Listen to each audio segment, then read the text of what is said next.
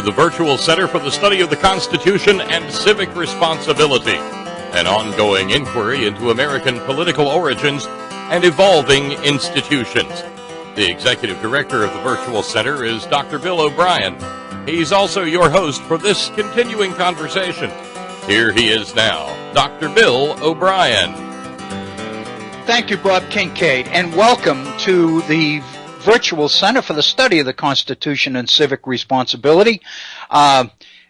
It's a beautiful day. It's a Wednesday, and this is our third day of programming this week. So this is 2 weeks in a row that we've fulfilled our commitment here at the Horn of not missing a program for several weeks for one reasons or the other, illness or being out of town or technology problems or whatever.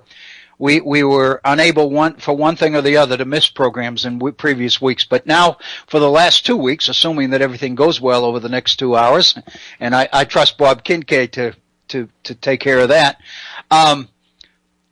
we'll have completed 2 weeks of programming, and I'm so excited because I really think we're in the midst of a theme which is increasingly important. And to be very honest, I've received some extremely positive feedback on yesterday's program and the whole issue of unions in a changing world of work. And in fact, I received so much that was positive online. I got a couple of emails from listeners in phone conversations last evening from two folks. One, of course, is my brother, who was I think very, very encouraging. I think he really seemed to indicate to me that he really saw some real potential in this. So I think it's a theme that is worth pursuing and developing, or at least taking it to its logical conclusion, at least in terms of the end of our programming this week. Since we spent so much of this week on the issue of work and skills and the changing world of work and the changing demands, skill demands on employees and the overall economy and the overall environment of work, and we touched upon in the article that I mentioned the other day, and I'll be back to it a little bit, I think, today, hopefully, the article by Robert Reich on the political issue, which seems to kind of shift all of this information from the ideal, if you will, into the more abstract. All of this, it seems to me, implies or assumes a willingness of different interest groups, including government, to recognize the challenges and get together and share one's thinking, the thinking of different groups, so that we're all operating on the same page, if you will, and moving in the same direction. It's very, very obvious, however, that there are remnants from the old capitalism, I guess we could say, which is the sometimes positive, but more often than not insidious relationship between particular interest groups and their ability to skew the whole process. I think what Robert Reich points out is that from the perspective of the worker in today's world, the deck is stacked, if you will, against. In other words, if we're sitting at the blackjack table, one of the players knows your whole card, but you don't know his, if that makes sense. And so consequently, you are totally dependent on the luck of the draw. That can't work. And I think what Robert Reich has done is touch some of the areas in terms of tax policies and regulatory policies and procedures and all the rest of it that seem to me are critical in order to bring a sense of balance back into the relationship between corporate and financial interests on the one hand and government on the other, as well as the need for the input of workers on the one hand and government on the other. It seems to me that what we're looking for is the role for government as honest broker in this kind of interest group business, which we call the priorities of of the employer and the priorities of the worker. So, again, we'll pursue this in today's program. I welcome you. If you were not with us yesterday, I presume that you'll be able to pick up on some of the issues and some of the themes we were talking about. I don't want to go back again today and take more time to separate or distinguish between the so-called old capitalism. That's my term. But it seems to me we've talked so much about the new capitalism as defined and explained by Richard Sennett that it seems to me, in order to really understand and appreciate the significance of the changes, we have to be familiar with what constituted tradition, what capitalism in this country was like in terms of the way it operated prior to these changes taking hold. And so for purposes of putting all of those into a category, I came up with the term old capitalism, and I tried to describe the differences between what used to be and what currently is. And of course, the fact of the matter is, what became very clear in our discussion is that the worldview as perceived by organized labor, by unions, has been probably too slow to change. And the fact of the matter is, many of the ingredients of the new capitalism have been in place for some time. And the contradictions between the priorities of organized labor and the new priorities of the new capitalism have become so antagonistic to each other that from the perspective of the employer, from the perspective of corporate and financial interests, and indeed in some ways from the perspective of government itself, unions have seemingly been unwilling to get with the program, so to speak. I mean, that's the phrase that people often use. In other words, to reconfigure their stance and to begin to recognize that many of the challenges that they face were not there in earlier years. And in order to face these successfully, it's going to be necessary to really change the game plan somewhat. And that's what we've been talking about, and that's what we were talking about for the bulk of the last portion of yesterday's program, the last 40 minutes or so, was some of the changes that it seems to me create tremendous opportunity in this new world of global capitalism and competition and technological revolution. This turmoil, this transition, this change, this instability, it seems to me, while it threatens those who are chained to the past, it seems to me to open up tremendous opportunity for those who are willing to go with the flow and basically revisit the playbook, so to speak, and begin to get with the program, using that phrase once again. I think it's a tremendous opportunity. And what I was trying to do yesterday was to identify some of the areas where that opportunity exists.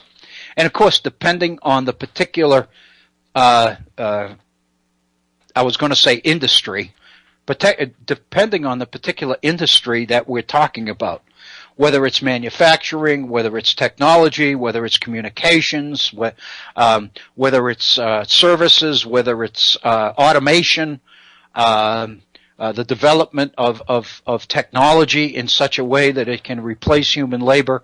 The point of the situation is that there are certain needs and certain requirements in order for everybody to be able to participate in this game and end up on the right side. In other words, end up to being some sort of a winner rather than a loser. It seems to me that that's really what we're looking for, is some of the areas of opportunity. I think it's going to be up to labor itself to fill in the blanks, the specifics of how that particular industry or that particular craft or whatever fits into this, or how it can work for them. I think those kinds of details we need to leave to the experts, if you will. But my goal is to try to identify some of the areas, and I think of opportunity. But in order to do that, I think one of the things we'll need to look at, and we'll be touching a little bit on today as well, are the shift in skills. Let me say this at this point, and then we'll revisit it later in today's program. I don't necessarily believe that the number of skills has increased to such a degree that it makes remaining competitive in today's world that much more difficult. But I do believe that the depth of the particular skills involved has changed.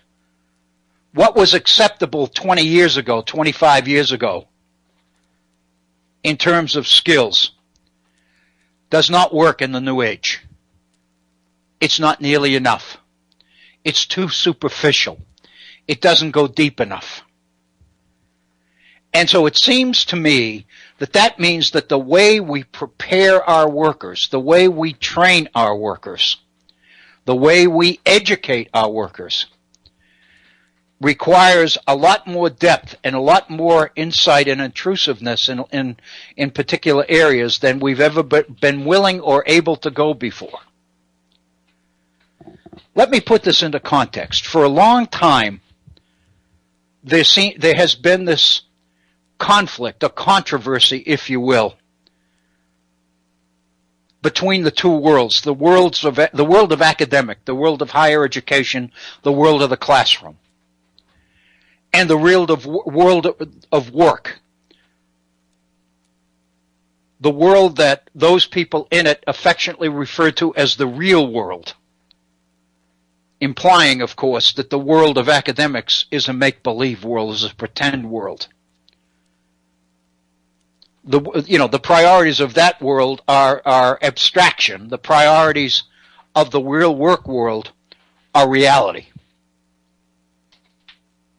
The two words that seem to me to encapsulate or to really capture the differences between these two traditionally have been the differences between education on the one hand and training on the other. Educators have been adamant, and by educators I don't mean everybody that teaches. I mean that those people in education who really understand the essence of education, that have actually taken the time to think through rather than just going through the superficial motions, if you will, of teaching.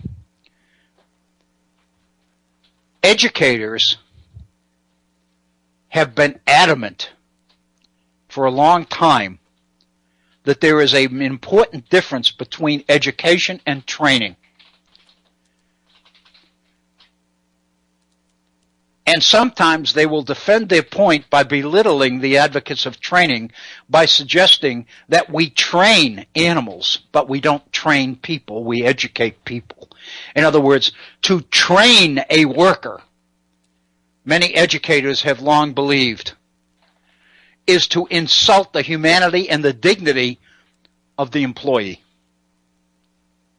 On the other hand, those who are looking at the challenges from the workplace point of view, from the working point of view, have traditionally been arguing that education as it goes on in our classrooms is too abstract. It's too removed from the real world. Consequently, we may be getting graduates from the world of academia who come into the world of work and they can't do anything. They may be A students when it comes to being able to extract information from a textbook and transfer it onto a test paper and turn it in and get A's. But when it comes to the real world of applying what they know to the problems and the challenges of the real world, workplace advocates and trainers have long believed that educators have proven themselves incapable of coming down to earth. And so, in effect, that conflict between the educators on the one hand and advocates of training on the other has meant that as the challenges of the economic challenges of a changing, dynamic, revolutionary world, which is increasingly becoming a global marketplace, where workers in this nation have been forced to compete with people in other parts of the world that they never had to compete with before because of technology, because of the digital revolution, because of the internet. What we find is that we have been thrust into competition, and we aren't doing too well in that competition. And I would suggest to you part of the reason that we aren't doing well is because up until this point in time, education has not yet figured out how to take the knowledge generated in the classroom and transfer it to the workplace in a form which can be used. On the other hand, consequently, let me say, rather than say on the other hand, let me say consequently. Consequently, workplace education, in quotes, has remained training. And the fact of the matter is the challenges and the skill demands of today's 21st century world of employment have so far outstripped and gone beyond the abilities of training that the result is that when it comes down to competition, we aren't doing that well. It seems to me that we have reached the point where it is absolutely critical that we find a way to marry the world of work and the world of education, the world of the classroom. That we find ways to bring together in a positive way the priorities of the classroom and the priorities of the workplace. If we're able to do that, we can resume our role of leadership in today's global economy. I think what we see happening around us, at least internationally, with the TPP, the so-called Trans-Pacific Partnership that President Obama is pushing now with NAFTA and some of the other free trade agreements.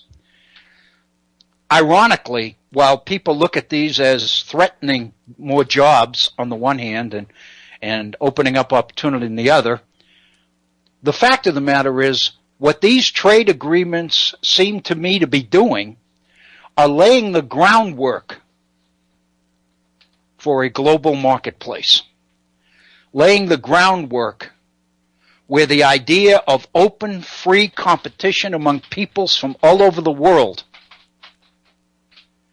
can ultimately result in the idea of raising all boats. That's the theory. But if we can't move off the dime, so to speak, if we can't work out the differences between education and training, then we can't participate productively in that global economy. We're going to be left behind. We're going to fall further behind. Our workers, our potential workers, our people are going to find it more and more difficult to find jobs because their skills don't match up to the demands of the digital age. We hear all of these, I know here in West Virginia, a number of states have adopted programs about work skills for the 21st century and preparing, retooling our education systems in order to prepare workers. I think that's one of the That's both one of the promises and one of the threats associated with the Common Core standards. Because advocates of the Common Core claim that what it's going to enable us to do is better prepare people for college or for the world of work. Critics point out that this is going to be a disservice to our young people because it implies that we're going to spend all of our time educating our people for the world of work, and we're going to fall behind in terms of our academic and creative skills and our ability to innovate and to create and to invent and all of these other things that have traditionally propelled the American economy and the United States of America into first place from the beginning of the Industrial Revolution on. So I really think that if we look at it positively, these trade agreements are laying the groundwork so that the ideals of free enterprise competitive capitalism can really work. Now, again, there's all sorts of questions, and we can debate whether, in fact, it can work, because many of us believe, and I include myself in this group, that at heart capitalism is exploitative, and it's usually a process of one person being successful at the expense of others, and these kinds of things. I think all of those things we're going to have to work out. But in the interim, it seems to me, if the game is going to begin and the playing field has been prepared for the game, and we aren't able to decide whether we begin with our left foot or begin with our right foot, then we don't have a chance. And I think that that's really what we've been talking about over the last couple of days, and what I'd like to continue to pursue in today's program. I would like you to join this conversation, because I think all of us out there, whatever we do, whatever generation we belong to, we've all experienced personally and directly some of these challenges and some of these issues. We've all been through the process of education to one degree or another. We've all been employed. We've all worked. Many of us have been displaced. Many of us have changed careers. I know in a couple of particular cases of people that regularly listen to the Virtual Center, they have told me in emails that they have changed careers. Sometimes by choice, sometimes by necessity. But they find in this new world that they are facing the challenges of retooling for a totally different career field than the one they probably initially planned to go into when they selected a major in college, or when they graduated with a major in high school or something like that. So I think all of us have something to offer here, and I invite you to share it with us. Our phone number is area code 304-663-4676. 304-663-4676. My email address, and I've been reading emails for the better part of the morning. I received 5 or 6 actually over the last couple of days on this particular topic, and they've been rich. And I appreciate them very much. My email address is waobrien906@gmail.com. waobrien, OBRIEN 906@gmail.com. At the end of yesterday's program, we were knee-deep, if you will, into potential roles or potential hats, if you will, that organized labor, that what we call organized labor. I think we're entering a world right now where we're going to have to take the word labor with a grain of salt. It used to be that we could distinguish between white-collar workers and blue-collar workers. And that seemed to be a way to characterize or to classify people that work with their hands, people that work with their heads, if you remember that distinction. That was a challenging one for a lot of people. We've done some absolutely foolish things if you go back and think about it. But the fact of the matter is, that was a way that we could classify or separate those that worked in some areas from others. And of course, the implication traditionally was that the jobs that allowed the workplaces or the jobs that allowed you to show up in the morning with a white shirt and tie on were a cut above, a level above. They ought to pay more because they were more important and they required more education and more skills and all of these other things. And of course, many of us know that tradition, that those distinctions have pretty much become outdated. Some of our most successful people right now are the people that get dirty when they work, and we know that. And we're in many cases turning out computer geeks, and we're turning out programmers and people who have become proficient in the new digital age, who basically can't do anything else. In other words, their entire working existence is spent sitting down, as opposed to those whose entire working life has been spent on their feet. I think what we're seeing here is that these traditional distinctions that we made are no more. So when we talk about organized labor or we talk about workers, I think we have to take that in the most general sense possible. Because I think depending on what we're talking about a world that is changing rapidly. And so even some of the terms we use, some of our language needs to be upgraded and changed a little bit. But the fact of the matter is, it seems to me, and this is where we were yesterday, that there's a tremendous opportunity here, and always, it seems to me, I think we can say this almost as a truism. When things are in the midst of change, when revolution is going on, when things seem to be in turmoil, when it's unclear where things are going to go and end up, what the world is going to be like when the dust settles.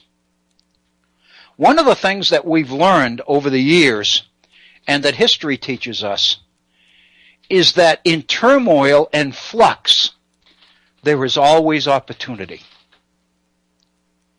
And the opportunity usually goes to those who can anticipate quickest the direction that things are going in and can get out in front of the flow before everybody begins to appreciate where it's going. I think that this is the same strategy that is of such value in the world of investment. Those people that can see what's going to happen in tomorrow's marketplace,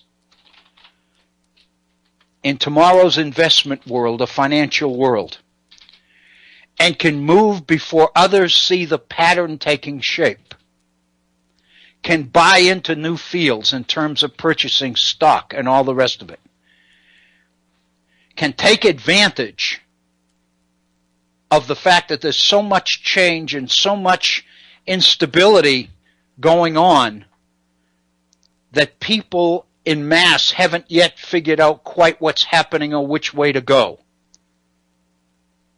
So while they fiddle, Rome burns. In other words, while they fiddle, there's opportunity for the few to move in. It seems to me that this world of what Richard Sennett called the new capitalism is a world pretty much in that kind of turmoil. And the result is there's tremendous opportunity for influence in this world. There's an opportunity for labor, for organized labor, for unions as we have traditionally known them,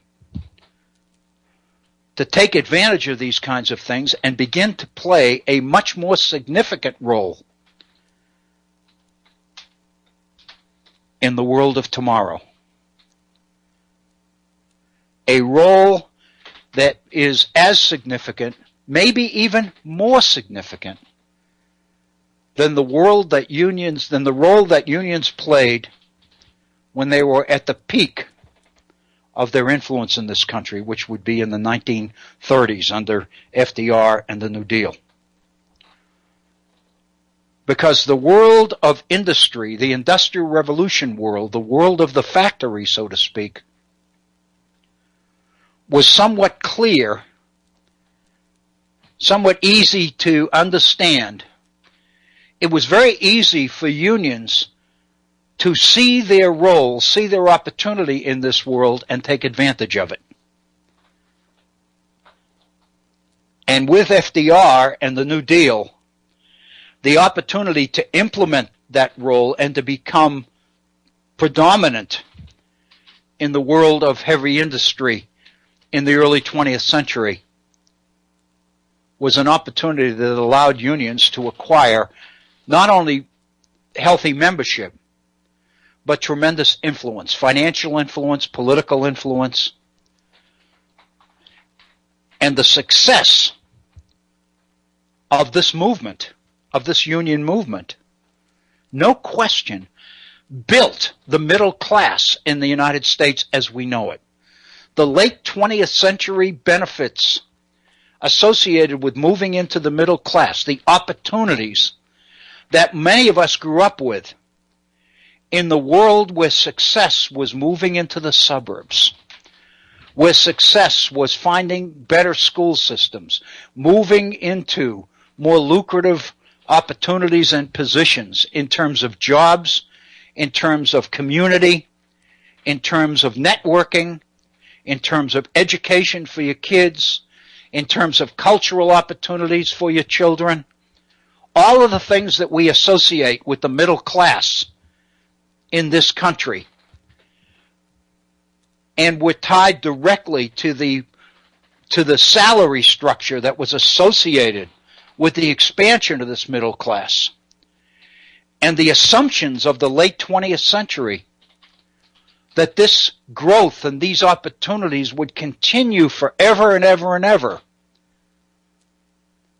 led to government implementing the GI Bill, which allowed so many people to go to college for the first time, the assumption being that with college, with higher education, comes more success and more opportunity in an opportunity-rich world. And then, of course, the Pell Grant system came into existence,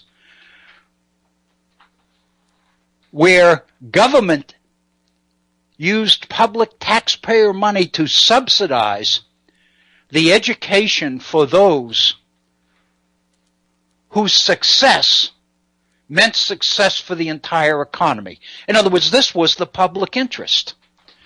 This was government promoting opportunity and creating the opportunities for the good life for our citizens. This was traditionally what government, in theory, was supposed to be all about. That's what many people assumed. But as we know, those opportunities didn't go on forever. And there's no question that in the late 20th century, beginning in the 1980s, the situation began to change. And over the last 35 to 50 years, the situation has changed dramatically. The challenges of the so-called opportunities associated with expansion and growth, the skill demands began to outstrip our ability to meet them. More and more people found themselves falling behind. Richard Sennett began to write in the early 70s, and he began to talk about those people that were being rendered redundant and useless. He began to talk about the despair, the human despair, that was on the rise in this country as the result of the inability of people to find jobs, to find a place. The dreams and the opportunity of moving into the middle class or moving up within the middle class that was so much a part of our ethic, of our culture, began to disappear for more and more people. We continued to produce. Productivity kept going up. But with the introduction of automation, this productivity did not reflect an expansion of jobs. Rather, it reflected automation in the world of work in combination with the elimination of jobs. And as corporations began to move overseas and take all of these good-paying jobs with them, many people ended up to be in serious trouble. And the fact of the matter is, only now is it beginning to dawn, not just on a few people, because a few people have seen this for some time, but now I think the bulk of our population is beginning to recognize that many of these good-paying jobs are not coming back. And within this context, what role have unions adopted? They have dug in their heels, and they have struggled and fought, and fought valiantly, if you will, to protect the interests of the shrinking number of workers who still were able to hold down high-paying jobs, who were able to hang on. But the number of people that they spoke for became less and less and less. And at the same time, the elements of mobility and flexibility and flux and all the other terms that we've been talking about, that Richard Sennett talked about, began to redefine the nature of capitalism itself, and we had the birth of the so-called new capitalism. There's no question. We looked at the data yesterday. We looked at the numbers in terms of how union membership has declined precipitously from the late 20th century on. And if unions don't change,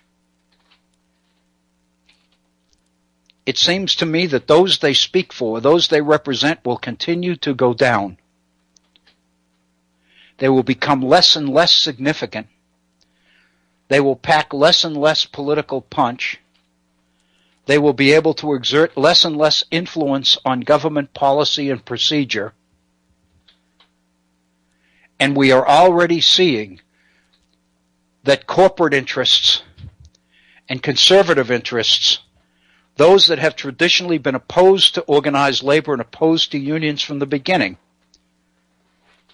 see in Right to Work the opportunity to stick the dagger once and for all in organized labor in this country, and use this opportunity of making a pitch for freedom in this new capitalism, which seems to be a priority in the definition of the new capitalism, and to make the case that unions speak to an absence of freedom.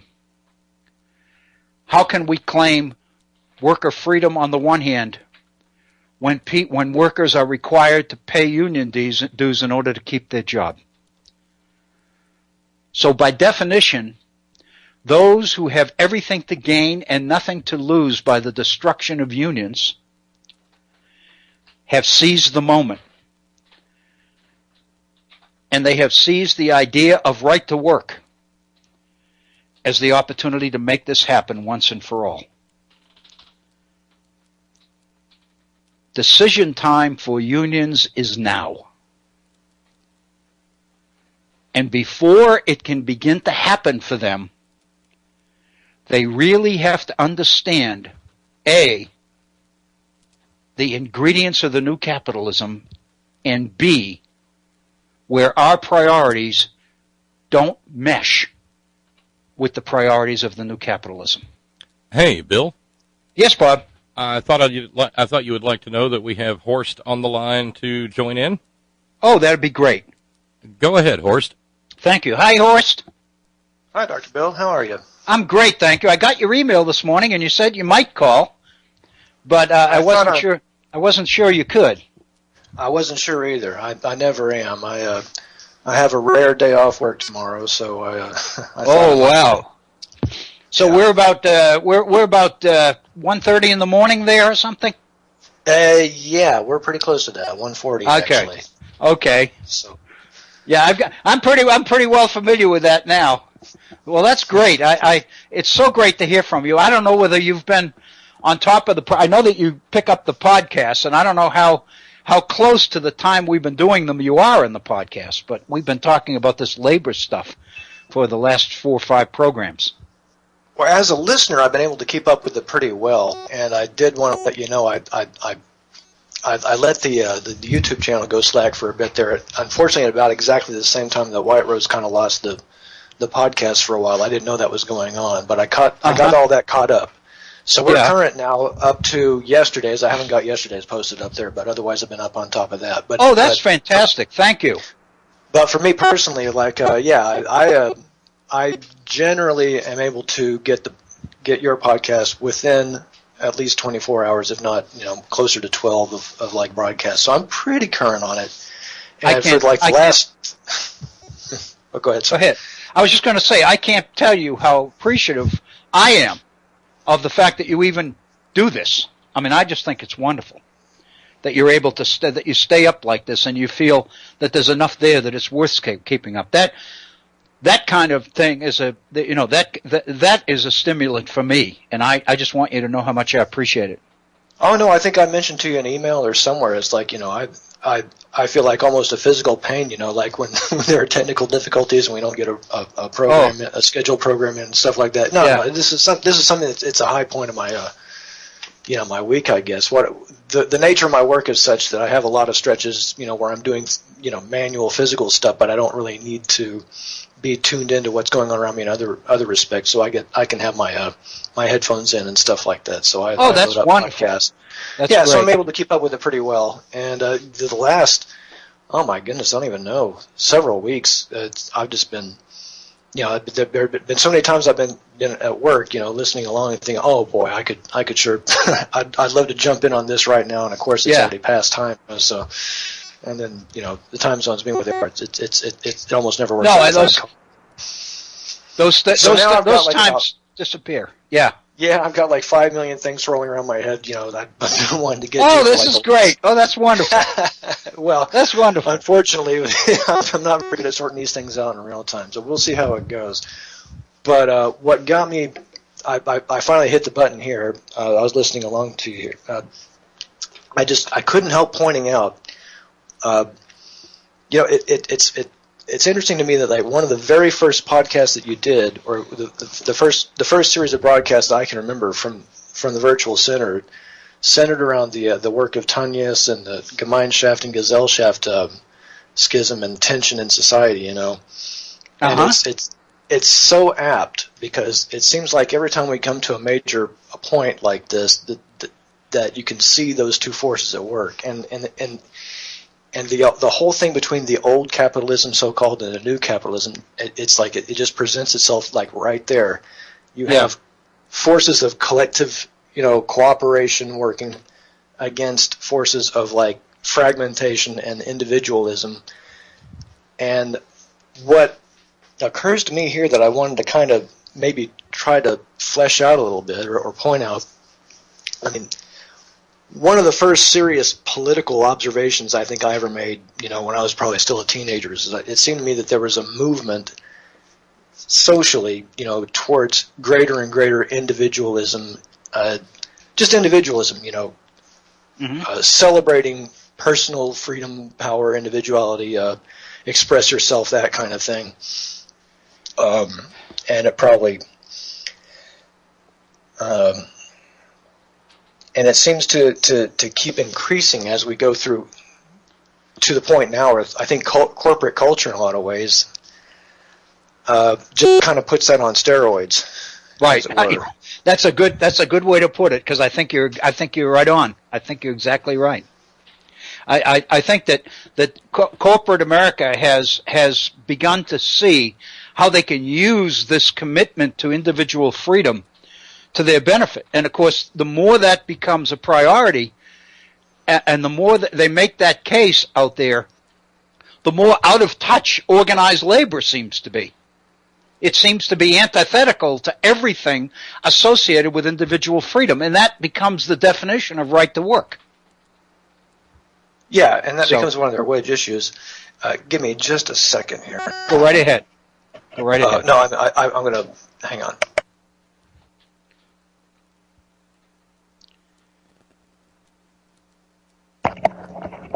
Okay, we all right? Uh-huh. We're here. Oh, yeah, sorry. I was getting a bad signal there on this headset I was using. I just plugged it in. Oh, that's great. That's great. Yeah, okay, good. No, yeah, it's on the one hand, it's like you say, I think that the corporate interests are using this dynamic and exploiting it but at the same time, I kind of wonder if we're not sort of like in a larger historical view, kind of like in a pendulum shift between the Gemeinschaft and the Gesellschaft extremes. I mean, like, and this is like out in the weeds, but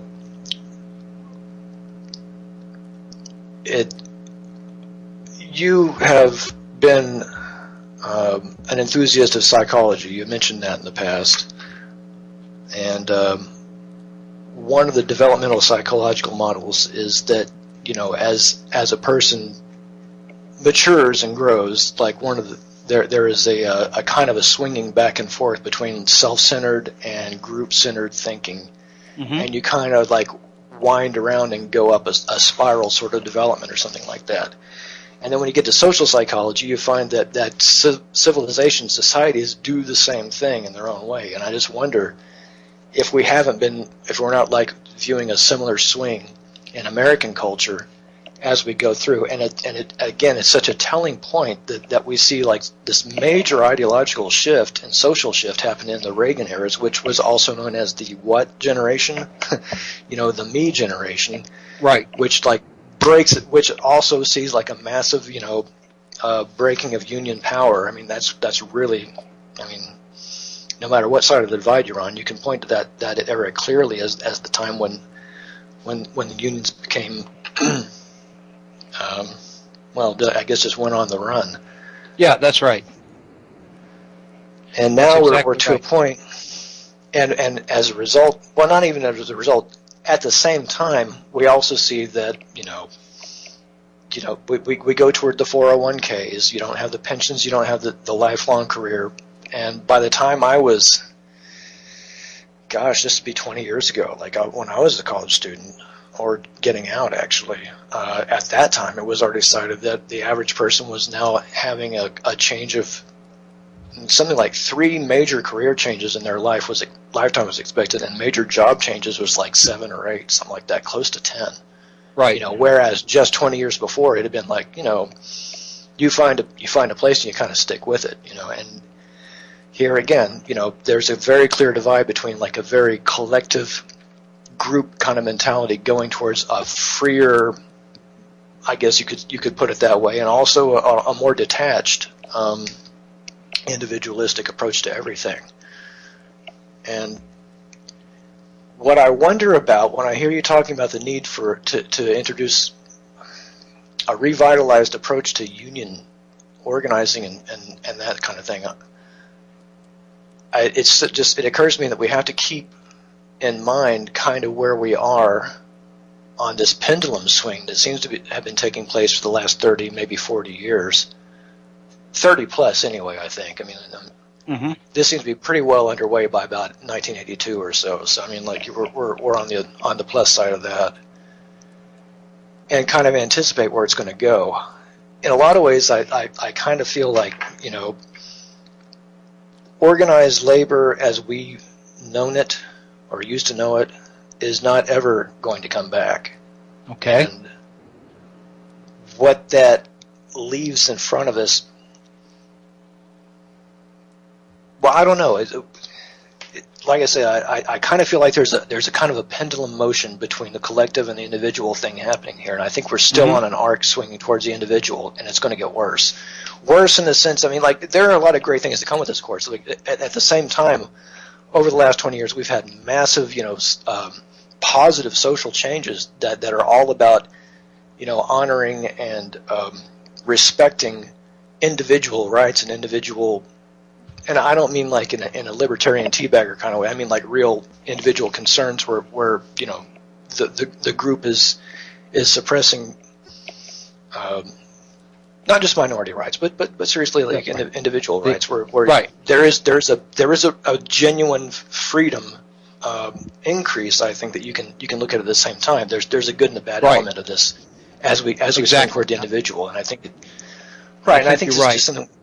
I think this is something we have to go through, but we're not finished yet. And and as our work culture changes, the organized corporate powers and the money and all that are really on top of the game right now. And I think we've turned a number of corners that we can't turn back on, which means we just kind of have to forge ahead and hope to be able to find a way to put our thumbs on the scale to at least influence what comes up next. But in order to do that, you have to anticipate it. And here's some just some thoughts that came to me as I've been listening to like the whole new capitalism discussion over the last week or two. One of the last jobs I did when I was in the States is I did IT support over the telephone for. I'll just say it. I worked for America Online. So I did technical support for customers there for a while, and then I got a lucky break, and I was able to do like internal help desk stuff. But one of the things they do, you have your own little cubicle, you know, and you're on your phone there, and that's good in a lot of ways because it gives you your own personal space, kind of. But at the same time, it also separates you from everybody else. So you're not really part of a team. I mean, you kind of are because you know the people that. Everyone's like organized into groups and stuff, and you know who they are, but you don't really know them that well. Right.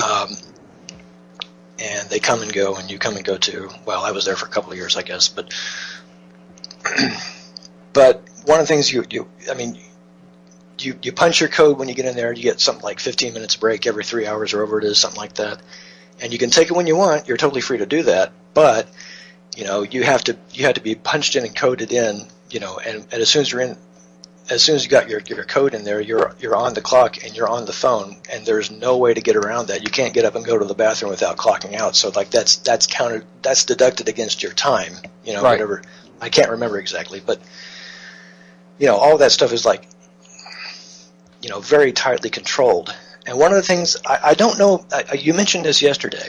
I don't know how much the Senate gets into this, but like on top of the technological advances that create pressures on individual workers, you know, in terms of like reducing the kinds of jobs that are available. On top of that, you also have outsourcing. We also have, and you did mention telecommuting as kind of a current reality. I was listening to a radio program from California last week, and apparently they are saying out there now that if all the jobs that were able to be done from people working from home over their computers or whatever, as opposed to like driving to work and checking in.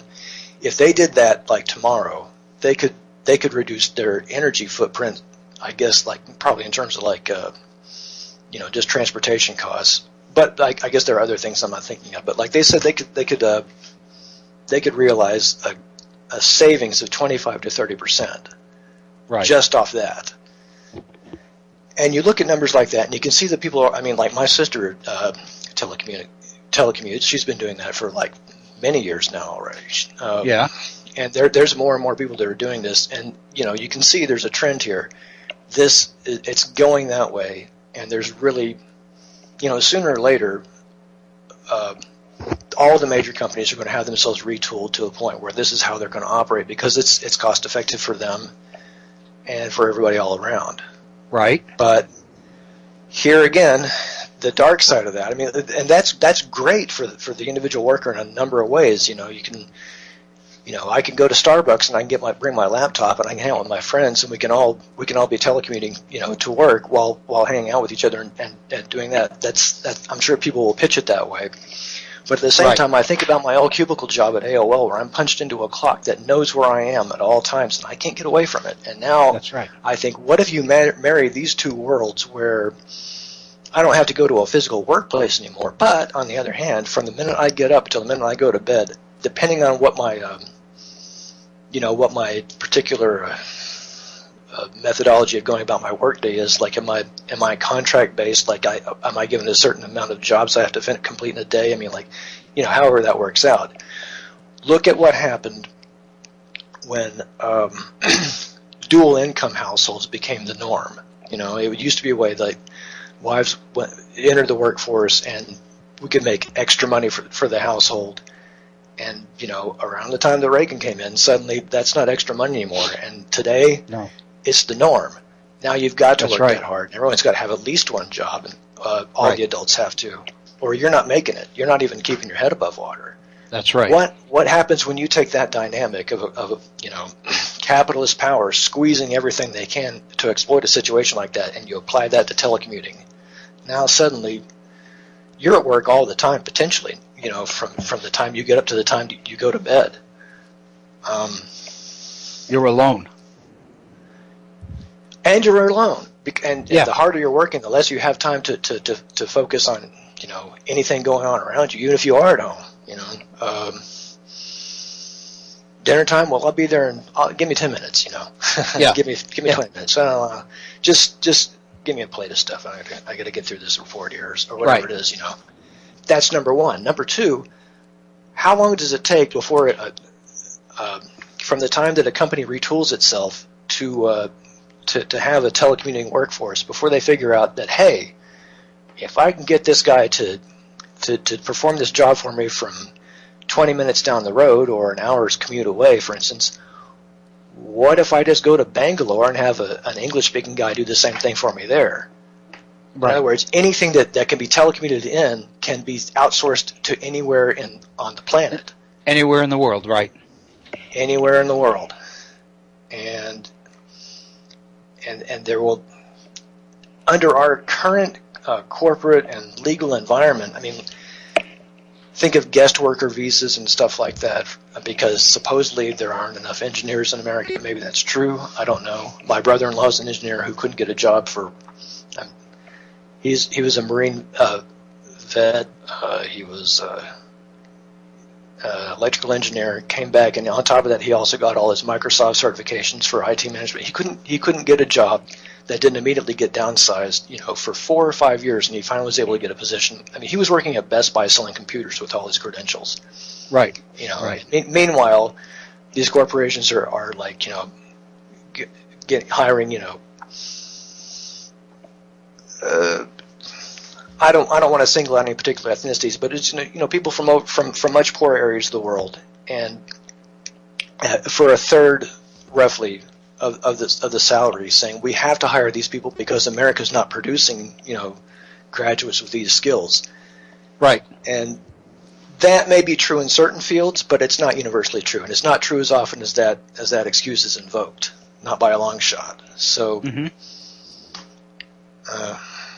And here again, to bring that back to the Gemeinschaft and Gesellschaft thing, well, I've been talking a long time. That's okay. I was going to bring it back if you did. Go ahead. Yeah, but we're really we're not taking a collective and just fragmenting it. At this point, we're pulverizing, we're atomizing it down to like where you are.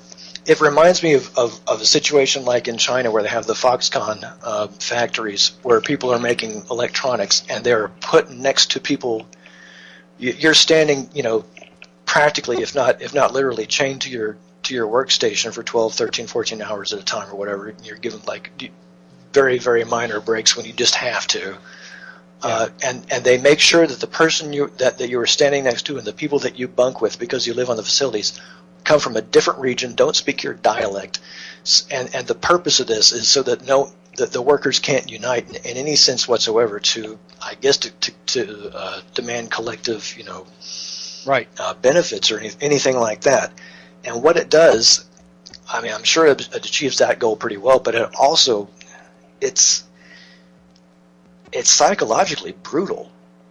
There's because you've got no people. You've got no social net. I mean, one thing we know, we learn about this is tantamount to being sent in solitary confinement in a prison, for much longer than is healthy. Not that there's a particularly healthy amount of time, but we know that people go nuts when you take them out of social contact and out of social networks, because we are wired to be social, at least sometimes.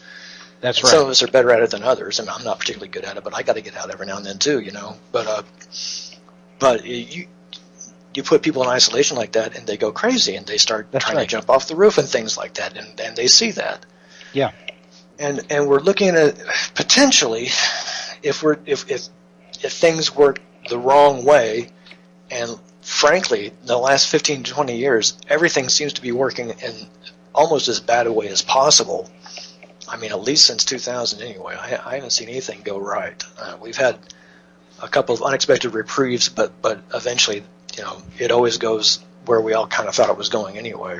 Mm-hmm. In an environment like that, if we introduce like new technologies like telecommuting, which could be a perfectly viable positive force, Mm-hmm. It could be great for workers. It could do all these wonderful things, but under the current toxic capitalistic environment that we have, I don't see it going that way, and I don't think that we have a realistic expectation that it could work out positively at all. And when you talk about all these trends, and we're not there yet. We're not there yet. I mean, like it could be as early as 5 years from now. We could see the momentum starting to turn in a couple of years, or it might take 10 or 20. That's right. We're still on that swing. It's still swinging out that way. Mm-hmm. And when we're talking about organizing, like labor organizations and training mediators, or relations, I forget what the title is that you were mentioning yesterday, but if we're chasing that pendulum when it's swinging out, it's going faster than we can chase it. We need to figure out where it's going and get there first. And get there first. Yeah, that's kind of.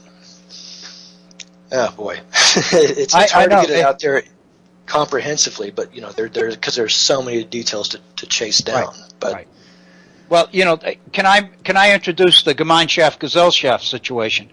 Because it seems to me then that what you've effectively done, and I don't know whether this is your intent or not, but if you believe, which I do, is that some social interaction with other people is absolutely vital. I mean, you have to have it. Oh yeah. Then it seems to me what you're talking about is the move towards individualism is classic Gesellschaft. I mean, that's what the extremes of Gesellschaft seem to be leading toward, and we're heading that way. And so, in a sense, what we're doing is leaving Gemeinschaft further and further behind.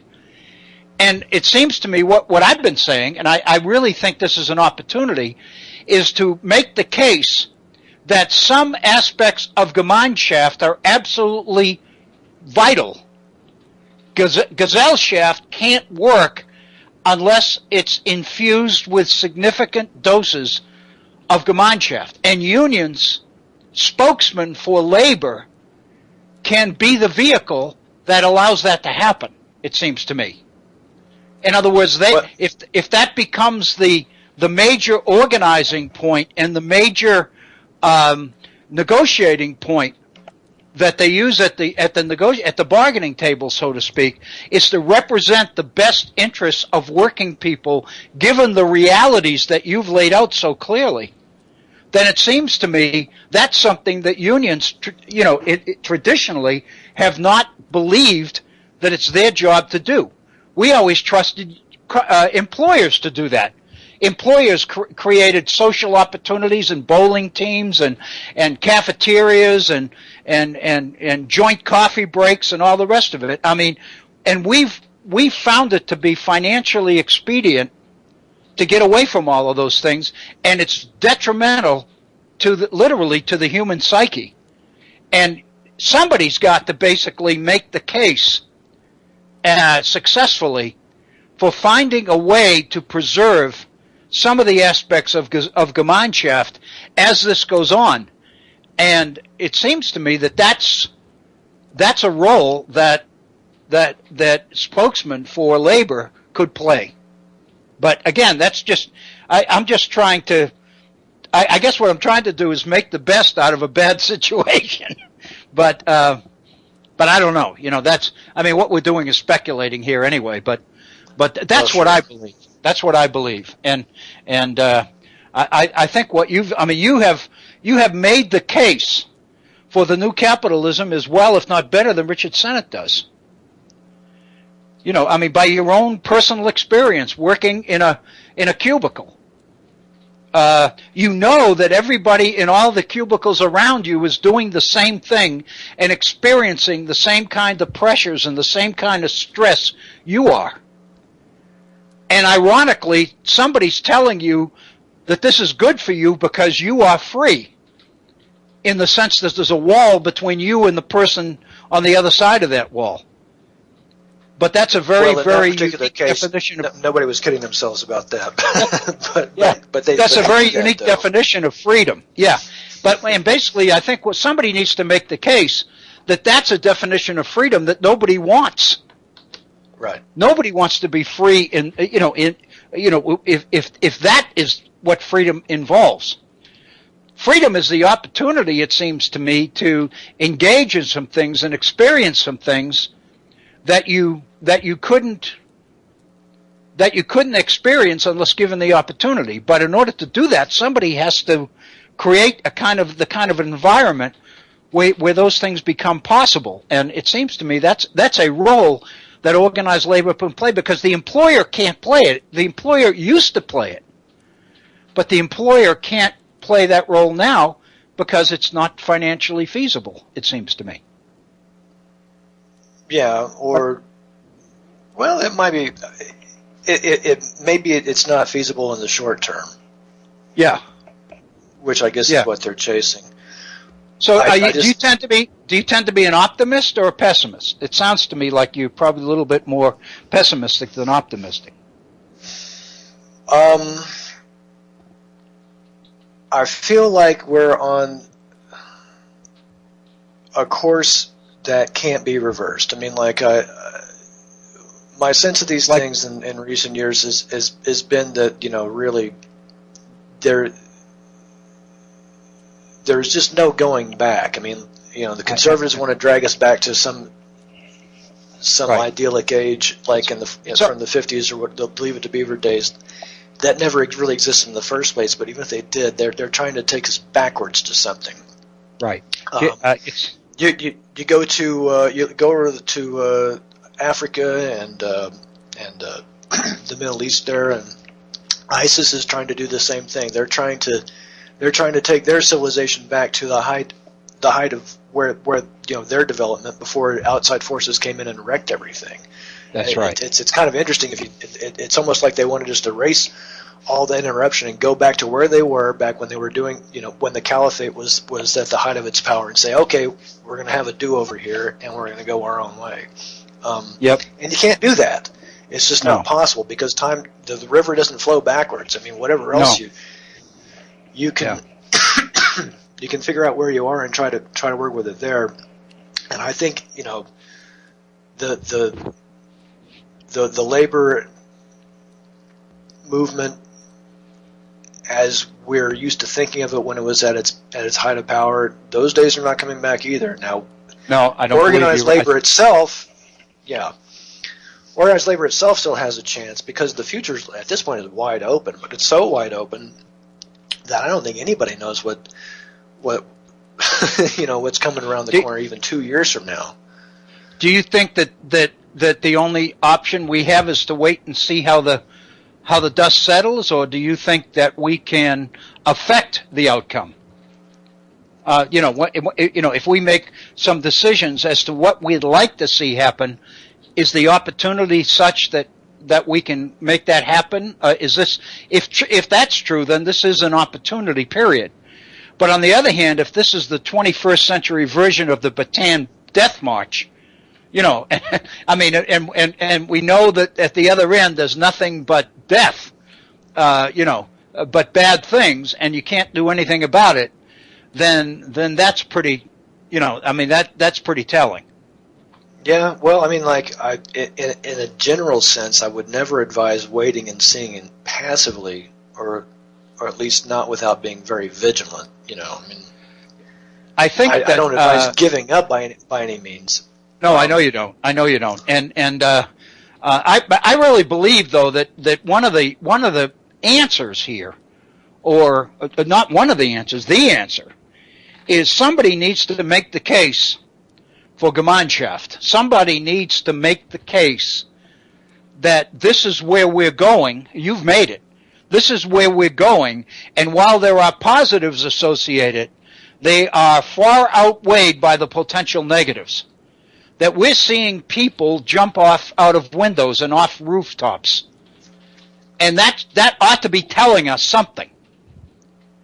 And we can't continue to go blindly in a direction which is causing that to happen.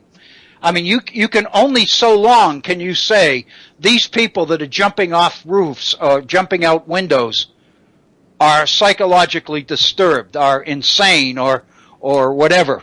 I mean, you can only say that for so many. When the numbers become large enough that there's more to it than individuals who've lost their sense of reality, then in a sense the next step is maybe these people see reality and we're the ones that don't see it. You know? Right. And well, in cases like that, I think we need to get back to a systems thought where we view the workplace as a system that produces outcomes. And as you say, like when it gets to be a certain predictable number of people that attempt this every month, that you've got a system that produces workers that don't want to live anymore. And the thing that kind of chills me about the hyper fragmentation that I'm looking at in the workplace is that we can call it Gemeinschaft, but just to kind of elaborate on that a little bit, there is a certain minimum human interaction that you need to have, that the worker needs to have on the job while they're performing the job. We're not talking about bowling clubs after work or meetings here and there. I'm talking about while you're actually in the performance of your job. If you're just by yourself just slogging through things, the same thing works for an employee at Google or something like that, sorting through a stack of code for 4 hours straight without a break. Mm-hmm. All this kind of goes together. I mean, I would like to find this. Something crossed my newswire about 4 or 5 months ago. There was a recent study that they found out that people, that workers were, what determined employee satisfaction with their job had almost nothing to do with the job they were actually doing. It had more to do with the quality of the relationships with other people that they had while they were on the job. I mean, that right mm-hmm. there tells you something very, fundamental about how humans you're work. Right. You are exactly right. You are exactly right. I'm take away those relationships. Go ahead.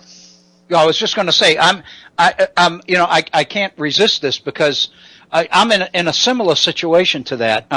I just retired from teaching, and last year I was still teaching a class. This semester I'm not, but and people are asking me how I enjoy retirement. And what I've said is there are parts of it that I enjoy, but there are parts of it that I don't. And one of them is the human interaction that I used to get on a daily basis.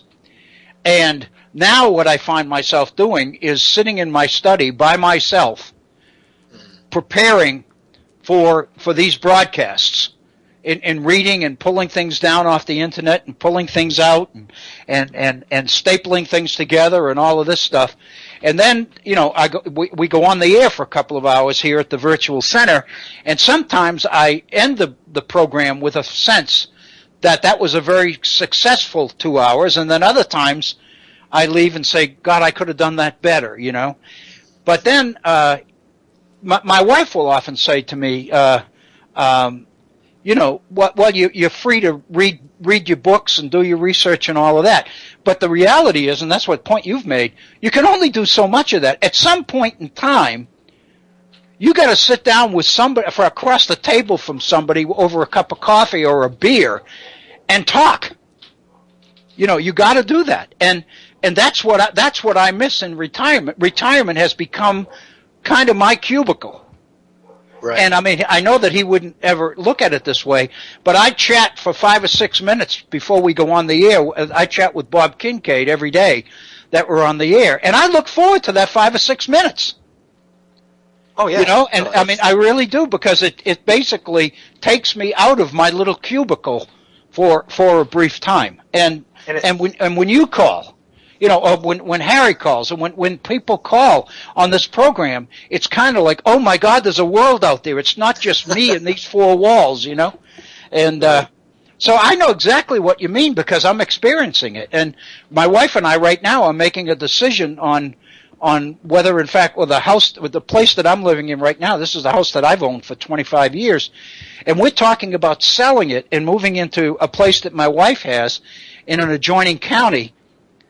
But my social life, as it were, is in this community, and I have real problems about leaving this community, and you know, and moving out of it. Even though since I've retired, I'm not out there like I was before. But it's still there if I choose to do it. If I live too far away from it, I won't, you know.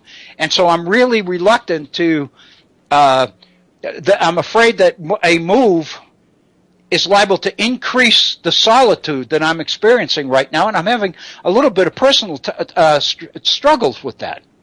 And I don't want to make it worse, I want to make it better. So my wife is talking about us joining a exercise club or taking dance lessons or something like that, just to get us out into an interactive situation with other people. So you're right. It's a very important thing. You've got to have that human interaction. And as you point out, the road we're on seems to be a road which is going to lead to less interaction for people rather than more. And I think you're right. We can't just throw up our hands and say that's it. There's no hope. We've got to find a way around this. I guess what I'm saying is maybe labor spokesmen, representatives of working people can fill this void. I don't think anybody else can. I don't think anybody else can. Well, I think this is probably some kind of larger social dynamic that's happening. I don't think we have to worry about it going to a hyper-fragmented individualistic state and staying there. It will swing back the other way. I would rather, you know, when it swings back towards a more collective, you know, sense of mentality that it doesn't end up with us all going to, you know, fundamentalist churches and juggling snakes and stuff. You know, I would rather agree with more healthy sort of a group interaction. Right. You know, and that's what I think we have to get out ahead of. But it is interesting you point out, like, because you've said many times on the program, for instance, like in retirement, you're actually, in many ways, like able to gain a much deeper mastery of the subject matter that you've actually been teaching for the past, you know, 40 years. You know, that's right. With the extra time on your hands, and there is something to be said for that. I mean, you know, to have that kind of time to be able to set your own schedule and to really, you know, if you want to, you can set aside an entire day and just do an 8-hour or 10-hour deep dive into something, you know. Yep, that's exactly right. And sometimes if I can psychologically work myself into a state where I want to do that, I'll get up and my wife will say, "What are you going to do today?" And say, I made this point the other day, and she said, "What's on the agenda today?" And I said, "I'm going to take a couple of hours this afternoon and I'm going to write." And what basically was, it was all this stuff was just gurgling around in my head, and all I could say is, I've got to sit down and get some of this down while it's still there, you know, and. Right. So, but again, I mean, what we're talking about are the positives of solitude as well as the negatives. And going back to the very first thing you said when you called, it's Gemeinschaft and Gesellschaft all over again in a different context. It keeps coming up over and over. Yeah, it's like a hydra. Like everywhere you look, I mean, like almost any situation like of import now you can at least apply that filter to it, and more often than not, it works. Yeah. One thing I did want to mention before I get out of here, and we've been on this for a while, so okay, I'll let you get to it in a minute here. But you were talking. I've been meaning for months, since last year actually, to bring up the subject of the TPP with you because we've been talking about the danger of an Article 5. Yeah. Article 5 convention, yeah. Constitutional convention, but, you know, even according to the Constitution, you know, the easiest way to amend it, probably available, or just as quick as anything, is to pass a major treaty with another country because, you know, I'm pretty sure it lays out pretty clearly that all treaties that the United States enters into becomes the supreme law of the land, just like anything else. And the TPP is one of these things. From what I am led to believe from the leaks that have come out about it, is that this may be a very momentous event in world history. I mean, like this is up there with Parliament wresting power away from the British monarchy back in the 1600s or whatever it was. I mean, like, we're talking about a shift. Potentially, this could be the beginning of the end of the nation state, to my way of thinking. And you talk about that. There's a Gemeinschaft versus Gesellschaft thing written global. I'm wondering, do you think, because you've raised an issue, a really important issue, and that is the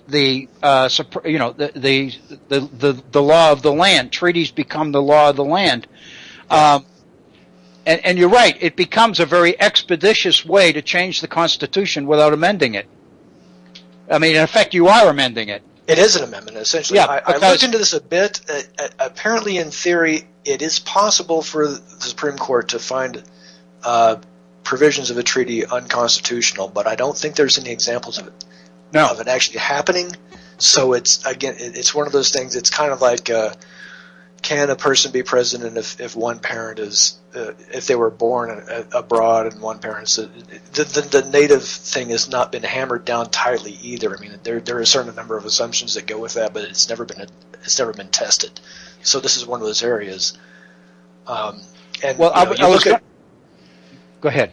I was just going to say, like, briefly, like, one of the provisions of the TPP, for instance, if you run afoul of a treaty provision and one corporation wants to sue a country, or let's say a state, let's say you live in Maine and you have a law about producing locally, banning a pesticide or something like that, or making organic produce laws or something like that in a certain municipality or something, and this runs afoul of a treaty that you have out there, some multinational agricultural concern comes in and sues your little town or strong arms you into doing whatever it is you have to do. And these things are adjudicated apparently by a 3-person panel of lawyers, essentially. Like, one is appointed by, I can't remember the whole thing, but like the point is it's not even done in an open, it's like arbitration. And we know the arbitration route never works out for anybody except for the people who set it up. And that's what this this trade organization, this trade agreement is set up to do. So we're talking about, like, in a very real sense, the potential end of state sovereignty in favor of corporate control. And you're right. Oh, this is what a great topic. I mean, because we may be in a period of history where the actual nation state itself may be transitioning to something a little different, The question I want to ask is, how aware do you believe that those people promoting the TPP, how aware they are of the perspective that you've just introduced, and even more, how much do you think opposition to the TPP is potentially in the same area? The reason I ask that question is because, for the most part, it's Republicans who support this, but it's Republicans who have been the most concerned about the movement towards world government and the demise of the nation state. So it doesn't stand to reason that people who are so worried about the demise of the nation state would be the ones in support of this particular partnership, unless the financial potential of it outweighs the philosophical. Well, I mean, my take on this is that I think the movement is more or less corporate driven, and we tend to think of Republicans as being a lockstep constituency, and as far as their voting behavior comes down to, that's pretty indisputably true, I would say. But you have let's see. You have the genuine believers, and I think you have the ones that are just kind of like spouting the line to, they're more manipulators. That's exactly right. And I think you come down, you can see the division between, like, say, the Senate Republicans and the House Republicans. what they've been saying from the, to the extent that any of us have been paying attention to this, the Trade Promotion Authority thing, if it's going to be stopped, it's going to be stopped in the House, which is more of your rank and file, lower tier Republicans who are really not in. These are not your these are not your country club Republicans. They're the ones that they're the fire breathers. They're the real believers, and those are the same ones that are actually concerned with sovereignty, to a fault. Right. But if there's anybody to make, if we're going to make common cause with anybody, it's going to be them. The Senate's already. It's apparently there's some token opposition there, but it didn't even last a day, right? Right. And as far as the voting came down, like the only votes in opposition in the Senate that I'm aware of was like 42 against or something like that. Those are all Democrats, weren't they? So they're all Democrats, right? Yeah. So it's really interesting because I think what you mean by the difference between the Senate and the House is that the House is comprised mostly of people who go along once people tell them what they want, what they want from them. I think you've got much more independent, free-thinking folks in the Senate than you do in the House, as a rule. I think you've got leadership in the House. You've got, But for example, one of the pieces of information I picked up yesterday about the TPP was that I was reading a story about Senator Sessions from Alabama, who's really taken a strong position against the TPP. And there was reference made to John Boehner, who's the majority leader in the House, and he acknowledged that he hasn't even read it yet. Yeah, well. So I mean, what probably won't. No. Well, of course. Well, nobody's read it yet. Isn't that the point? I mean, that's the whole point. Nobody. Maybe as the Speaker of the House, he might actually have access to it. I don't know, but if he's not on that particular panel, maybe he doesn't. Sessions read it, and he came out with a long memo in opposition to it. But he's risking the possibility that to release information about this subjects him to some sort of penalty. There's almost a requirement of secrecy in this for those that are aware of what's in it. So in a sense, what these people are being asked to do is vote up or down on a treaty that they haven't read. And that many of them, by intent, they haven't read. They're not allowed to read. Well, so how the hell do you vote? How do you vote for something that when you're not allowed to find out what's in it? Well, I mean, like there's a case to be made, and I think Bob has made this case himself that while the negotiations are underway, there are legitimate reasons to keep that out of the public eye. Exactly. But the promotion authority that they're talking about, though, is there's a very limited discussion period, and it goes through so fast that if you wanted, assuming that you have time, out of your busy fundraising schedule as a member of the House of Representatives, for instance, to sit down and read the entire thing before the vote comes up, amendments are not allowed. There's no particular discussion. You go straight to into an up or down vote, and I guess the normal rules are suspended, so a simple majority carries. I'm not sure about that part, but I think you're right. I think you're right. I think that's it too. I mean, so we suspend all the rules of normal legislative. I mean, why would you do that when you can? This would be like adding a fast track provision for constitutional amendments. It's exactly the same thing, really, when it comes down to not exactly, but effectively, it's very, very similar. Yeah. And that to me is. The Constitution requires the Senate to be the advice and consent of the Senate to go along with the president's position on this, but the House really isn't directly involved in treaties. But they're trying to insist they are. They're passing resolutions requiring that before this thing passed, the House has to approve what's in it. Okay, but as far as the TPA, just the fast track thing, the House does have to sign off on that, don't they? Right, I think so. Yeah. Okay, because what I understand is that's the only vulnerable. This would be done already, from what I understand, if it weren't for the fact that the TPA has to pass the House. And right. The reason why we haven't had a vote yet is because the votes haven't been there. Right. Right. But it's coming. It's coming, and the Republicans are pretty much in line behind it. So You're right. But the perceptive idea you made that this could be the end of the nation state, and this is a move towards real government, and this could be earth-shattering in terms of historical precedent. And well, not even world government, because, well, again, thanks to you and the Virtual Center, like, my conception of government is not, them versus us. Government is us. Is us. And corporations, on the other hand, are just, other us's, but that operate under, But corporations under the umbrella of people-controlled, government. We're talking about a move not to world government, but to world something else. I mean, corporations have war. Corporations have long broken. Yeah, corporations have long since broken free of nation-state control. Because the important ones are international in scope. And the TPP is creating the kind of a political environment within which they can function and dominate.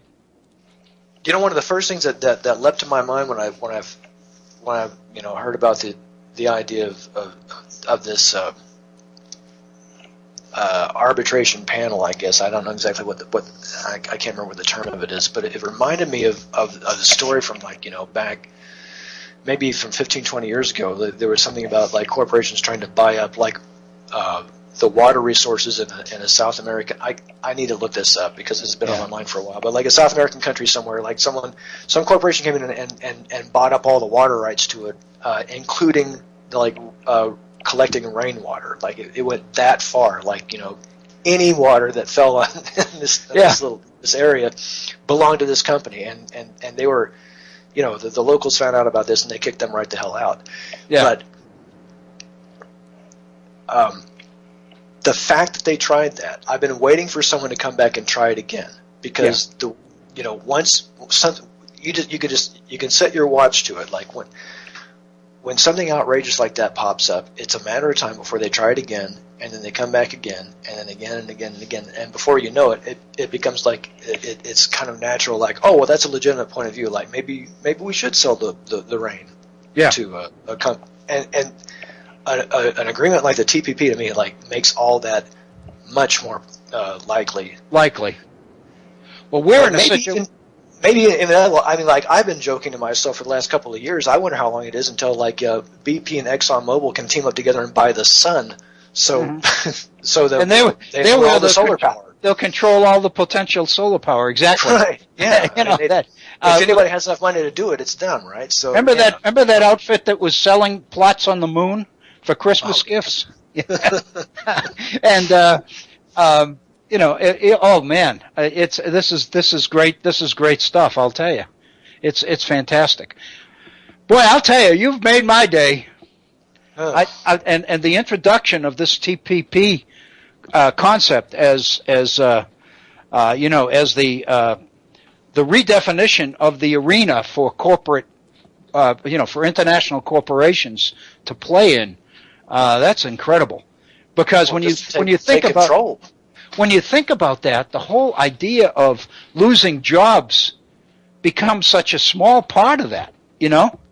I mean, and how vulnerable people are. And if that's the issue that's on the table, then the people that this might help or hurt are rather insignificant to the concept itself. But it's a possibility, and it's why when you ask about it, how would I personally try to predict or advise, what do we do to form a labor movement to counter this or to influence it or swing in our directions? I feel like I'm on a roller coaster, like going down, not even halfway down the big dive yet. Something's out of control here, and it's moving so fast that I don't really even know if the people driving it are really fully aware of what's going on. No, exactly. The changes are coming so fast and furious. I can't see it. I can't get my head around it, and I've been trying really hard. Believe me. Well, I got time to sit and think about these things, and I can't do it. I do too, and But on the other hand, the fact of the matter is there aren't that many people that are thinking about this and trying to keep up with it and try to understand it. That's the other thing we have to remind ourselves is not even probably 5% of the U.S. voting population even knows what the TPP is. I mean, it's on the radar now a little bit, but I mean, We need Bob Kincaid and the Head On Radio Network to take out a front page ad in the New York Times and the Washington Post and the Guardian and all of this in a very small section and say, for those who want to understand what's happening in the world, the website is. Right. Yeah. And keep it low key because of the, if you add any actual information in there, the Times won't take your money. That's right. That's right. Oh, wow. Hey, listen, thank you so much. Dr. Bill, it's so good to talk to you again. Oh, it's great to talk to you. Thank you so very much. Thank you so very much. Thank you very, very much, Horst. It's been wonderful. So exciting, so challenging, and the stuff is cranking around in my head now. We're moving towards 25 minutes left in our program today, and and I just keep thinking, how do we find a moment to try to sit down and put all of this in perspective? It is so rich. Thank you, Horst. It's wonderful. One of the things I think what we'll probably do is pick up on this topic again next week, because there's a lot that I would like to talk about in terms of unions in light of some of the things that Horst has said. One of the things that perhaps I'm basically readjusting the game plan here with less than 25 minutes left in our program, and because I don't want to try to get into the whole enchilada, as it were, as I envisioned it today. Rather, I'd like to take a piece of it and maybe just use the remaining time in our program today to look at one of the issues, an example of one of the issues that I had mentioned before Horst called, and it's the changed nature of work, and more importantly, the changed the depth, the increase in depth of skill demands in today's work world. If you remember, some time ago, we talked about a 2-part article that was in the New York Times. Actually, it was an interview that Tom Friedman did with the head of Google, and basically the title of the 2-part series was "How to Get a Job at Google." And what the CEO at Google was talking about was what skills, what were Google people, recruiters, looking for. And what we talked about a number of things, but one of the things we talked about was the emphasis on coding and the ability to code and what that meant, what coding means. I've talked to a number of people who are in school, in college, and talked to them and asked them, do you know what coding? Oh yeah, we know what it is. And so the question is, why is coding such a high-powered skill in today's world? That's what they're after. What exactly is it that they're after? And more important, is the ability or the skill in coding, is that something that is innate? In other words, is that something that we are born? Is that an innate skill that only a few of us are blessed with? Or is coding, the ability to code, is that something that perhaps we could be taught, that we could learn how to do and understand? It seems to me that, and again, I can't do it. I mean, I'm not at all familiar with coding. I know what it is, but I can't do it. But the fact of the matter is, I think I could do it. And the reason I say that is because it basically is a process of translation. It's translating from one context, one language into another, so to speak, which ironically initially was the definition of mathematics. The whole idea of mathematics was to basically come up with what many of the early mathematicians believed was a universal language. And that while people spoke different dialects and everything else and could not communicate in a number of ways, when it came down to mathematics, everybody spoke the same language. And so the assumption is, the theory would seem to be that if mathematics is a common language, then it would seem to be something that everybody ought to be able to utilize, to master, and use. Yet we know that in our education system, math is the 800-pound gorilla for most people. I mean, people manipulate curriculums and courses of study and everything else, drop out of college because they can't get by math, they can't handle math. And so we've done something to take a language and turn it into an ogre, a monster. And it seems to me indicative of the differences between the skills of something that I called the old capitalism and the skills that would be associated with the new. And I thought, you know, as I was thinking about the program today, I happen to be familiar with this, and I'll explain why, because it's not going to take any time at all. One of the most prominent programs in the country today is in the world of work, is a program called WorkKeys. We've done a program on WorkKeys here at the Virtual Center before, some time ago, well over a year ago, probably closer to 2 years ago. WorkKeys is a program that was developed and is marketed by ACT, the people that make the college test, the entry exams for college. You know that there were two major exams that people use for entry into colleges and universities. The SAT, which is the Scholastic Aptitude Test, and then the ACT. And certain states feature the ACT exam, certain states feature the SAT. The SAT is the more prominent one. It's developed by the College Board. The ACT is a product of the American the company that American College Testing Incorporated, ACT. And here in West Virginia and many of the areas around us, the ACT exam is the exam that students take. Well, the ACT company, corporation, developed the WorkKeys program for the workplace.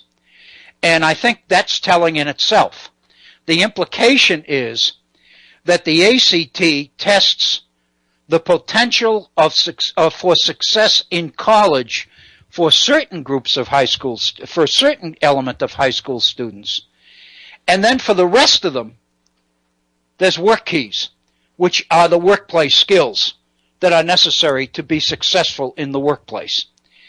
And the assumption, in other words, what ACT has done is develop two separate tests to reflect two separate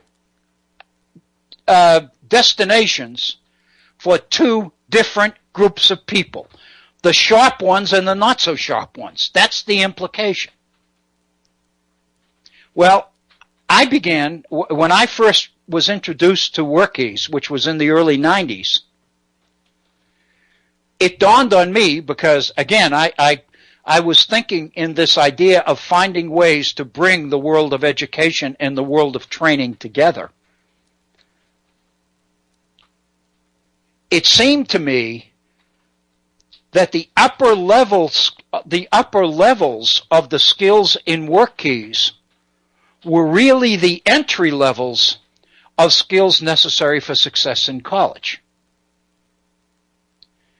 In other words, I could see the potential to fuse the two here. Based on that, I was successful in persuading the president of the institution I taught for, which is Concord University here in West Virginia, that Concord ought to get out in front of this WorkKeys movement, because I could see the link between the upper levels of the workplace skills in WorkKeys and some of the things we try to do in our general education program at the college level. Because the upper levels of the skills in WorkKeys wander into or toward the more abstract applications of these skills. It seems to me that what has happened to the world of work in what we've called the new capitalism is that the skill demands have increased, not in number, but in depth and sophistication. I have noticed that ACT's WorkKeys program continues to be big. and continues to be popular. But in its inception, it seems to me, the WorkKeys program speaks more to the problem than the solution. I would suggest that in its beginning, in its conception, the WorkKeys program was designed to meet the needs of a work world that we have found since its creation has taken us well beyond the skill demands that the WorkKeys program was designed to measure. I'm talking in abstract terms here. Let me share with you some specifics, and these are the specifics. And the reason I mention this is because I became very much a supporter and an advocate for WorkKeys for the WorkKeys skills in higher education. And what I was trying to do is convince the people teaching in college that they needed to draw from the WorkKeys skills and incorporate those skills into the upper levels of those skills into their classes, so that we could begin to bring together the world of work and the world of higher education. I fought it for several years. I wasn't successful. Many of my colleagues, faculty members at the college and university level felt that to deal with workplace skills was to demean higher education. It was to go down to sacrifice the standards, if you will. They didn't see the potential for picking up those skills and bringing them up to the higher standards of higher education. They felt the only way to go was down. But here are the skills, and we'll pick up on this when we have more time in our programs next week. But let me give you a list. There are 8 specific skills that are connected, that are part of the WorkKeys program. I can list them for you. They are applied mathematics, locating information, reading for information, applied technology, business writing, listening for understanding, teamwork, workplace observation. Those are the 8. Let me take just a couple in the time. We've got less than 15 minutes left in our program, so I'm not going to get into anything in any depth here, but let me just conclude by taking a couple of these and giving you examples of what I'm talking about, and then we can pick this up in our development of the work situation at the beginning of our programming next week. Let's take locating information. In my world, in the academic world, locating information is research. What this suggests is locating information, collecting necessary information in order to solve problems in the workplace is really the base of what we call today research skills. In order to successfully use the internet, we all know that access to all the information out there, it's like having a library card to the universe. It seems like anything you might want to know about anything is available if you know how to ask the question. In order to do successful research, you've got to know where to go. In order to know where to go, you really have to understand what it is you're after. You have to really understand the problem and the essence of the problem that you're setting out to solve.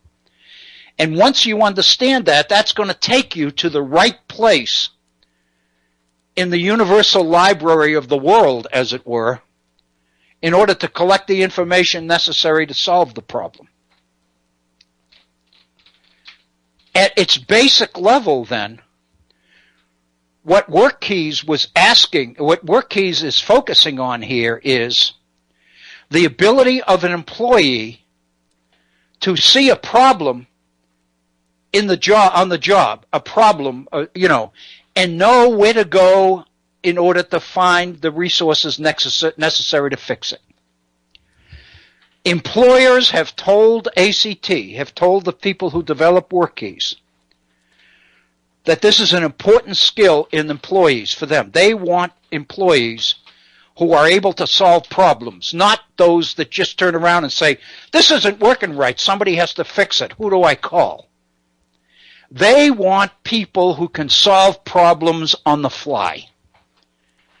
And that means that you've got to have people that, once they see problems, know how to solve them and know how to find the information to solve them. So what WorkKeys did is they developed several levels of the locating information skill. And so basically, by establishing a universal standard test for each level, you can administer the locating information test to an employee or to a prospective employee, and based on the score they get on locating information, you can determine how far up the scale of being able to solve problems this person currently is. If you're an employer and you're screening people who are applying for a job, you want to pick the person who scores the highest in problem-solving skills. And part of problem-solving skills is the ability to locate information. So you want somebody that can score pretty well on the locating information exam on WorkKeys. Because what that tells you is not that they already know everything they'll need to know, but there's enough there that you can work with them and train them more and improve their locating information skills. But you got to have something to start with. Obviously, in today's world of work, in the digital world, with access to the internet and the kinds of problems that confront today's digital world in the midst of a communication revolution, the ability to locate information, to do research, to collect information, to be able to determine which is the most important information and which is the less important. In other words, when you collect information, somehow you have to rank or evaluate the quality of the information. So the level on which you can perform that skill says an awful lot about your abilities to contribute meaningfully and positively on the job, whatever the job is, whether it's sitting in a call center like Horst was talking about in a cubicle and fixing computer problems on the phone, or whether it's some other sophisticated area of work in today's digital world. If it's translating from one language to another, if it's coding, whatever it happens to be, a skill like locating information becomes valuable. The question is, can you teach it or is it innate? I think the operative assumption for a long time has been that you can teach research skills. You can teach people how to do research. You can teach people how to use the library. You can teach people how to find a book. Education, an example of locating information education, the way you could educate people from at the very youngest age in order to improve their skills for locating information. Think about going to your grocery store. Think about going to a grocery store that you've never been in before. If you walk into a grocery store in a strange city that you've never been in before, and you're looking for a particular item, you already know where to go. You know how grocery stores are organized. You know which products are usually displayed with which products. You know, once you know what you are looking for, you know by looking at the signs at the head of each aisle, which aisle your item is going to be in. You already know that. So you already have basic locating information skills, otherwise you couldn't grocery shop. You can take young kids in class, in grade school. I don't know about preschool. I'm not that sophisticated to know how early this can begin. But you can take young elementary school students and you can bring them to a grocery store when the store is closed, off hours, and you can teach them locating information skills by just giving them information items and basically teaching them how to find them, by teaching them how a grocery store is organized.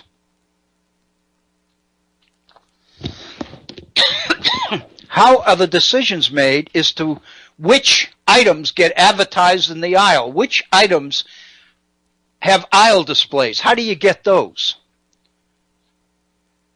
How do you avoid, if you're selling your item, how do you avoid your item being stretched way in the back or way at the end of an aisle somewhere where it's much more difficult to see it?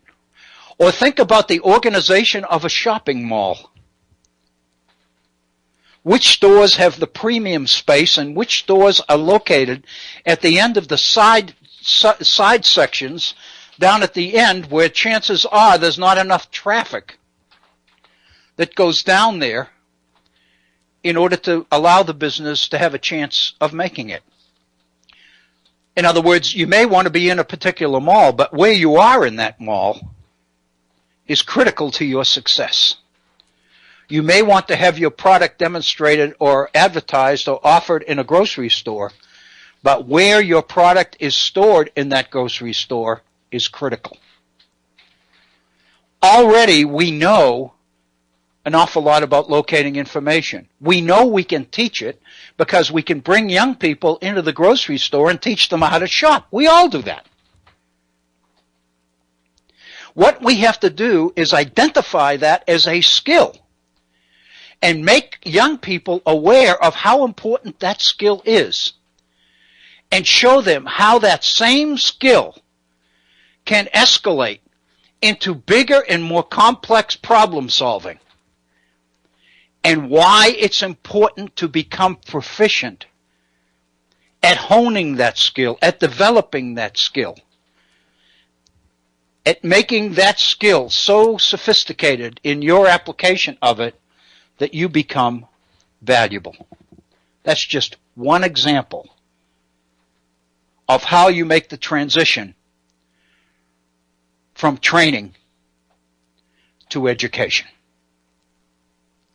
I think we're in the middle of something here, but I don't think we have time to pursue it. We were 2 minutes before the hour, top of the hour, and I just want you to know how much I enjoyed today's program, how much I appreciate the call from Taiwan and the chance to chat with Horst again.